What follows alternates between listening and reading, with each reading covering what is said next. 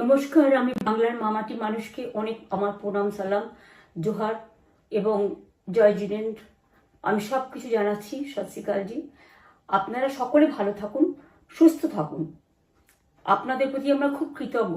এত রোদ্দুরের মধ্যেও এবং সব কিছু অত্যাচার সহ্য করুন আপনারা যেভাবে ভোট দিয়েছেন লাইনে দাঁড়িয়ে, আপনাদের কাছে আমরা খুব কৃতজ্ঞ।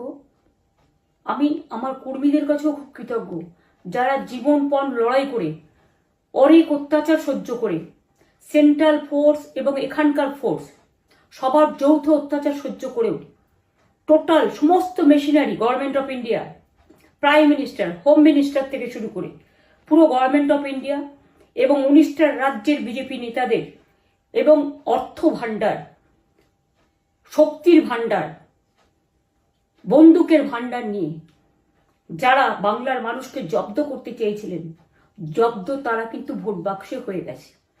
আমি আপনাদের নিশ্চিন্ত করে বলতে চাই, যেটা টিভিতে দেখাচ্ছে এটা বিজেপি অফিস থেকে কালকে বেলা 1:08 সার্কুলেট করেছে এবং টাকা দিয়ে বলেছে যাতে এটা দেখানো হয়। তার কারণ হচ্ছে, আমার কাছে স্পেসিফিক ইনফরমেশন এসছে 1:08 আমি কোনো একটা প্রেস মিডিয়ার থ্রুতে পেয়েছি এবং সেই ইনফরমেশনে দেখা যাচ্ছে তারা পরিষ্কার বলছে ফোর্সফুলি তোমায় করতে হবে, এটা তোমাকে এর মধ্যে যাওয়া যাবে না। কারণটা আসলে জানেন আপনারা, আমরা 230ও পেয়ে যেতে পারি, 226 ক্রস করবো 2026-এ। মানুষ যে বিপুলভাবে ভোট দিয়েছে, আমার তাদের প্রতি পুরো ভরসা, বিশ্বাস, আস্থা আছে। এবং ওরা কালকে এটা করিয়েছে প্রেসকে দিয়ে, তার কারণ গদি মিডিয়াকে দিয়ে।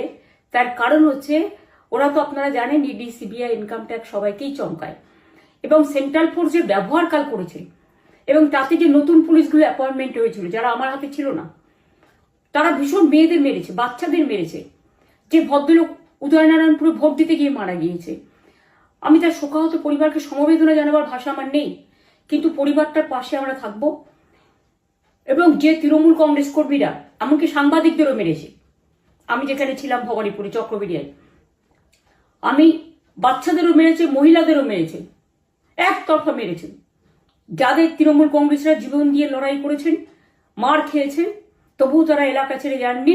অনেককে ইচ্ছে করে অ্যারেস্টও করা হয়েছে যাতে তারা এজেন্ট হিসেবে কাজ করতে না পারে।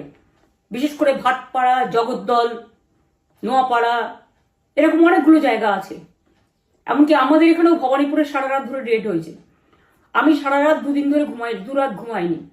তাই আপনাদের কাছে বলবো, ওটা বিজেপির চক্রান্ত এবং বিজেপি এত করেও মানুষের অধিকার থেকে মানুষকে বঞ্চিত করতে পারল না।